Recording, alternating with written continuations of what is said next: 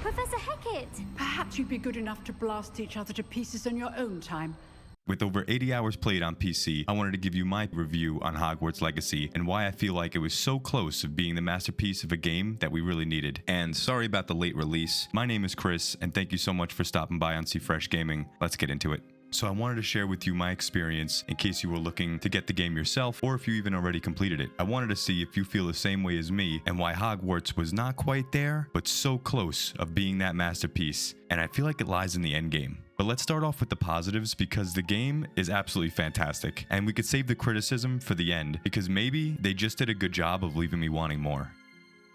Let's start off with storyline and progression. The storyline and the world in general had wonderful voice acting that really pulled you in, from the people in Hogsmeade to the professors at Hogwarts. They all had their own flair and they immersed you into the wizarding world right away.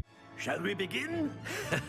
Welcome to year 5 of charms. Now, this will be a crucial year in your education on the art of charm work, but I am confident.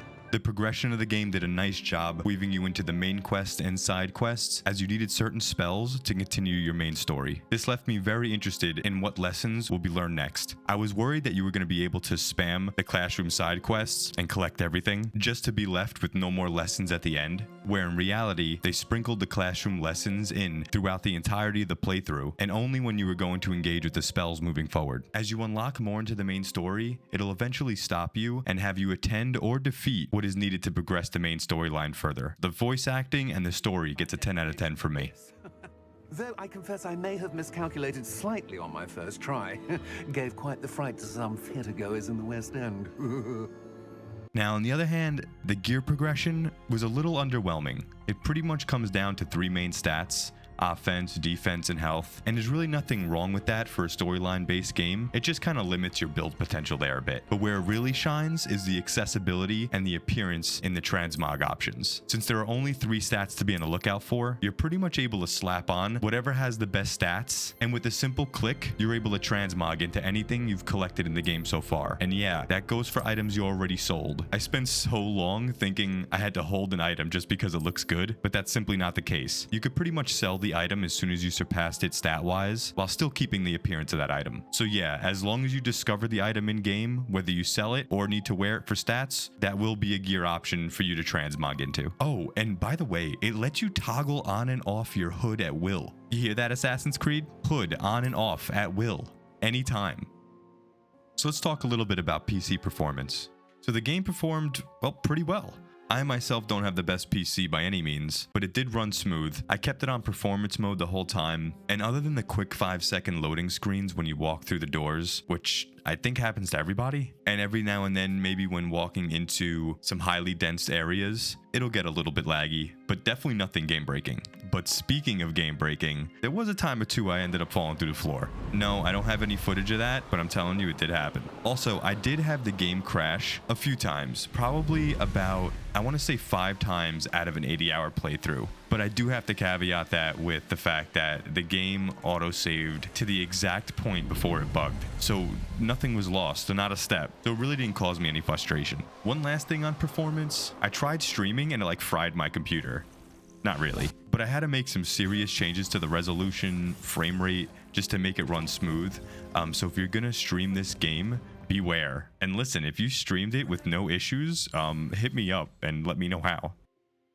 Alright, now let's get into the juice, the combat, and the gameplay. Now this is really where the game shines for me. Right from the get-go, you're able to choose what spells appeal to you the most and upgrade them through your talent point system. For example, I chose to use Accio way more often than Levioso, so I left Levioso untalented while I started to create my build with Accio in mind as a setup. The amount of spells and combos you can create is what makes this game feel like you could just have so many builds and become your specific type of wizard. So when I was getting a grip on things in the early game, I started matching each diamond with the same color, so I always knew what spell color was where when I swapped spell diamonds. But as I progressed, I was able to keep each color on each diamond, but I started setting them up with like a rotation in mind, more than just matching colors. For example, I set up Levioso, then Descendo, smashing them into the ground, following up with Bombarda to blast them away. And once those were on cooldown, then I would swap to the next spell triangle. Next, I set up Accio and talented into it so I could pull a group together, and then Incendio them for a Brolic AoE AoE fire blast. So I started following more of a sequence rotation, A, X, Y, B, and when those spells were on cooldown, I would just swap sets and be ready to go for a new rotation. This made it really nice because the combat can be as straightforward or in depth as you want depending on how you like to play the game. It's giving us a wide variety of a casual playthrough to something with a nice challenge. Enemy types are diverse enough to keep you guessing, from trolls to wizards, goblins, and the tankiest toads you'll ever go up against. They have different movesets that'll keep you off balance, and some enemies are just so erratic they'll just pop up behind you. 10 out of 10 for combat.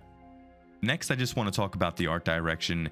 The best way I feel like I could put this is the graphics and art direction work really well together. I feel like the game world itself doesn't look too realistic, but the characters and player models do. It's not a cartoon by any means, but I feel like it falls right in the middle between realistic and cartoon, as it's a magical world where we have crazy looking beasts and are flying a broomstick. I think it does a great job to match what the Hogwarts world has to deliver, and I really don't think you need to be a Harry Potter fan to get into this stuff. I personally haven't watched all the movies, but I certainly grew up around it, and I would encourage anyone, fan, not fan, to at least give it a try. I doubt you'll be disappointed.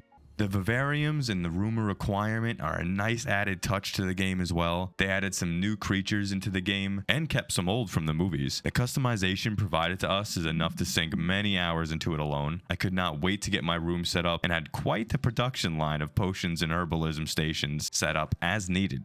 I don't want to spend too much time on this because I'll be here forever, but all in all, another amazing area of the game. Flying was something I needed to get used to, but after a few hours in, you'll completely be in control, dipping between packs of mobs with ease. A bit of a bummer Quidditch wasn't included, but I mean, we have a hell of a game here, so maybe some DLC will come our way sooner than later. But here's where some of my issues lie with the game, if you can even call it that. I'll let you decide in the comments below. So I was playing on hard mode the whole time. Quick fucking flex right there. I played through all the side quests that were available, but the game seemed to end a bit abruptly to me. I had 5 talent points saved up, again playing on the hardest difficulty, and was able to beat the game with very little resistance. I don't know, maybe Elden Ring spoiled me with the length and difficulty, but I almost couldn't believe I was at the end of the game. As I said, maybe they just did a good job of leaving me wanting more, but with my rumor requirement set up, vivariums running full force, talents being pulled up for this big climax, I was unable to use these things as much as I wanted. By the time I jumped into the last mission, I felt like I just got everything started, and I ended the game with those 5 unspent talent points and feeling a bit of disappointment. Not so much about the game itself, but more about how I was unable to use the things I finally maxed out for long at all. Even the map was still halfway undiscovered by the time I finished. I don't know, maybe it's me, but I was not ready for this game to end because it was just that good. And this is what I consider a close to be masterpiece. In a world filled with first-person shooters